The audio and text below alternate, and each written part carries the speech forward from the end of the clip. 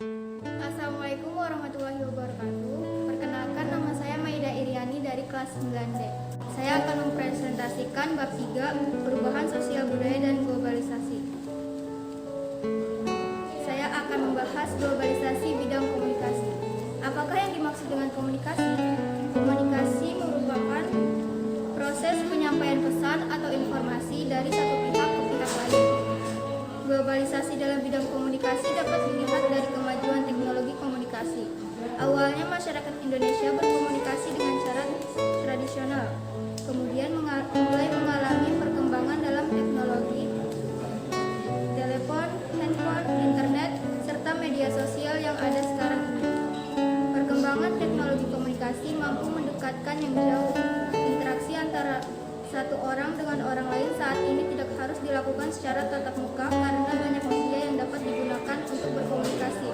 Selain untuk berkomunikasi, media-media tersebut dapat digunakan untuk mengakses informasi dengan cepat dan mudah sehingga dianggap lebih efektif dan efisien.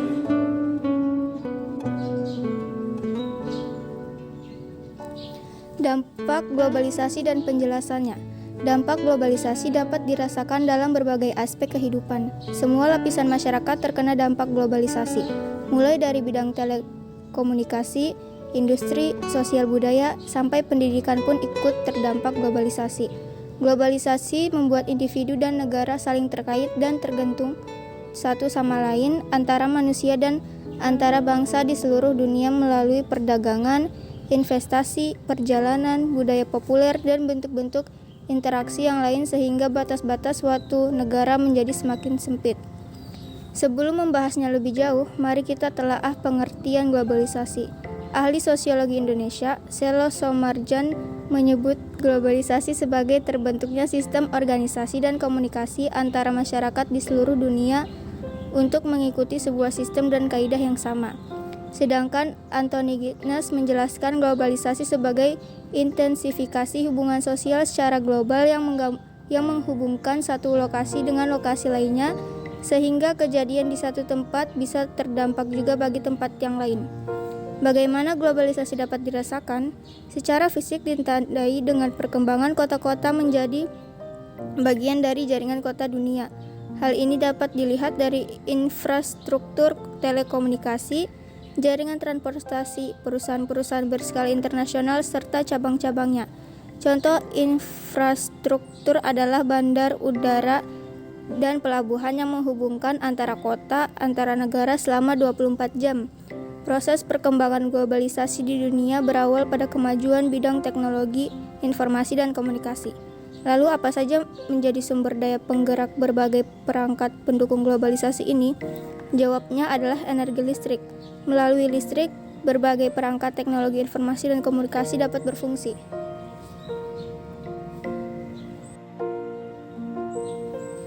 Peran penting listrik dan komputer di era globalisasi. Apa saja produk global yang memerlukan listrik? Satu di antaranya adalah komputer. Tahukah kamu, komputer dulu merupakan perangkat elektronik yang sangat besar yang berukuran ruangan.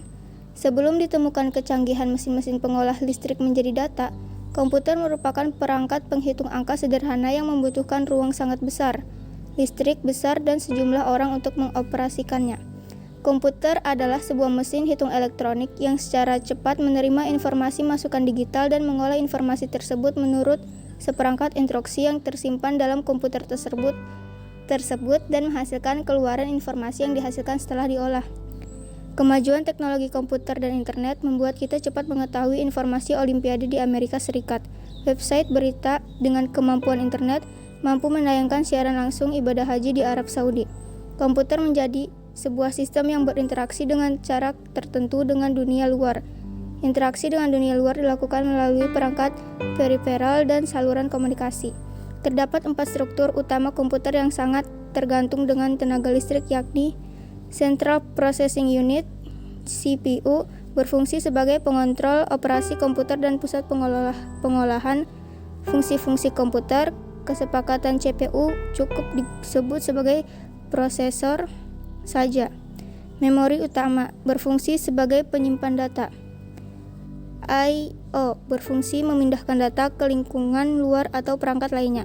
Sistem interconnection merupakan sistem yang menghubungkan CPU, memori utama, dan I/O. Komputer juga merupakan perangkat yang penting dalam jaringan internet.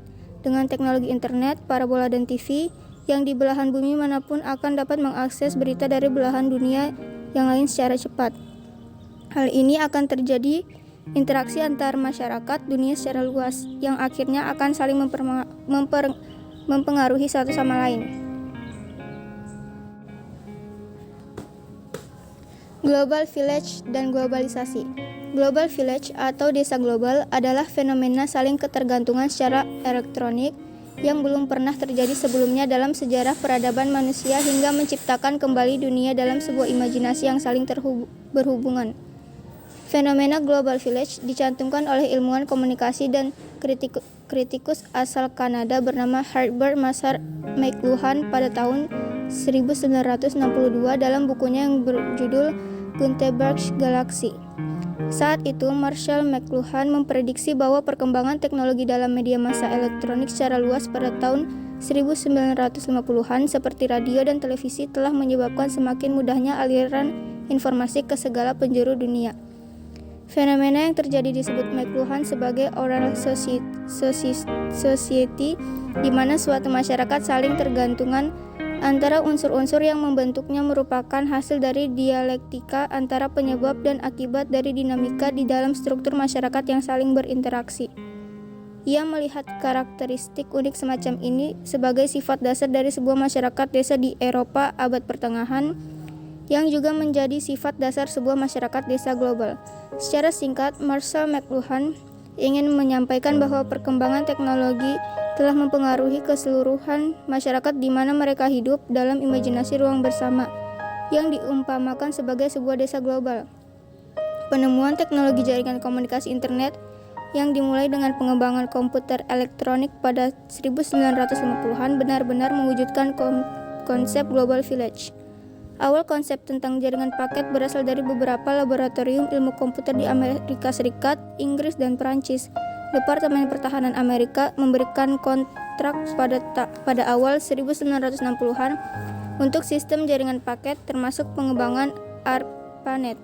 Puncaknya terjadi pada tahun 1990-an, di mana internet telah membawa dampak revolusioner pada aspek budaya dan perdagangan, termasuk bangkitnya komunikasi instan melalui email, pesan instan, panggilan telepon voice over internet protocol, panggilan video interaktif dua arah, dan World Wide Web dengan forum diskusinya, blog, jejaring sosial, dan situs belanja online. Apa yang diprediksi Marshall McLuhan pada tahun 1960-an dengan cepat terbukti selang 30 tahun kemudian. Perkembangan teknologi informasi dan komunikasi yang sangat cepat, menurut McLuhan, membuat semakin cepat pula proses akulturasi sosial budaya Barat kepada budaya Asia dan Afrika. Desa global muncul dan menggeser budaya lokal melalui kecepatan teknologi informasi dan industri dari negara-negara Barat. Fenomena Global Village itu dapat diamati pada beberapa realitas yang terjadi sekarang ini. Hubungan virtual yang semakin meningkat di mana interaksi langsung tatap muka berubah menjadi interaksi virtual melalui internet.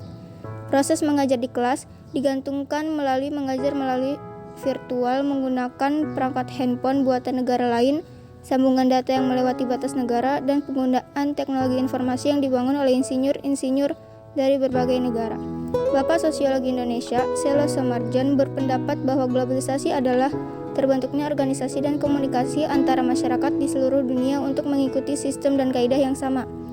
Lingkungan media global membuat masyarakat beberapa hal yang sama seperti program-program TV, keinginan terhadap produk yang sama, dan hal-hal yang diiklankan oleh media. Konglomerasi media global yang bersifat komersial ini menyediakan akses terhadap program TV, film, video, dan lain-lain, sehingga dikhawatirkan memunculkan imperialisme budaya dan menghasilkan generasi dengan kultur yang baru. Generasi muda cenderung lebih percaya dan tergantung pada platform media daripada bimbingan orang tua mereka. Pernahkah kamu makan burger di restoran cepat saji McDonald's? Atau memakan pizza di Pizza Hut, mencicipi sushi di restoran Hokben? Hal-hal di atas menunjukkan bagaimana fakta globalisasi khususnya di bidang industri makanan dan minuman. Semua restoran cepat saji McDonald's menampilkan lingkungan yang sama di seluruh dunia. Warna bangunan sampai menu burger dan cara penyajiannya sama di setiap tempat. McDonald's adalah restoran cepat saji waralaba dari Amerika Serikat. Uniknya hamburger yang terkenal di restoran ini diciptakan oleh imigran Jerman yang tinggal di Amerika Serikat. Jadi, makanan dari Jerman kemudian diolah di restoran ala Amerika dan berada di Indonesia. Pizza pun demikian. Selama ini pizza dikenal sebagai makanan tradisional dari Italia. Ternyata pizza yang dikenal di Indonesia berasal dari racikan juru masak Amerika Serikat. Ciri khas pizza dari Italia adalah berkulit tipis dan renyah yang tidak begitu disukai orang-orang Amerika Serikat. Maka mereka menciptakan pizza tebal dengan berbagai topping di atasnya. Begitu juga perangkat komunikasi. Handphone yang sedang kamu pegang untuk membaca artikel ini berasal dari berbagai negara. Ada Samsung dari Korea, Oppo dan Vivo yang merupakan merek dari Tiongkok, dan mungkin iPhone dari Amerika Serikat. Meskipun merek tersebut berasal dari Korea Selatan, Tiongkok, dan Amerika Serikat, tidak semua handphone dibuat di sana. Masing-masing merek tersebut mempunyai pabrik yang tersebar di berbagai negara. Samsung misalnya memiliki pabrik perakit di Indonesia, Tiongkok, dan Vietnam. Pabrik perakit ini dibuat di berbagai negara untuk mengurangi biaya produksi dan biaya pengiriman agar harganya terjangkau oleh pembeli. Aturan negara juga membuat pabrikan handphone tersebut membuat pabrik perakitan di berbagai negara. Tadi kita telah membahas bahwa listrik dan teknologi informasi dan komunikasi merupakan penggerak dari globalisasi. Dari kemajuan bidang teknologi inilah kemudian mempengaruhi sektor-sektor lain, seperti bidang politik, ekonomi, sosial, budaya, dan lain-lain. Demikianlah hasil presentasi saya hari ini, dan saya ucapkan terima kasih. Wassalamualaikum.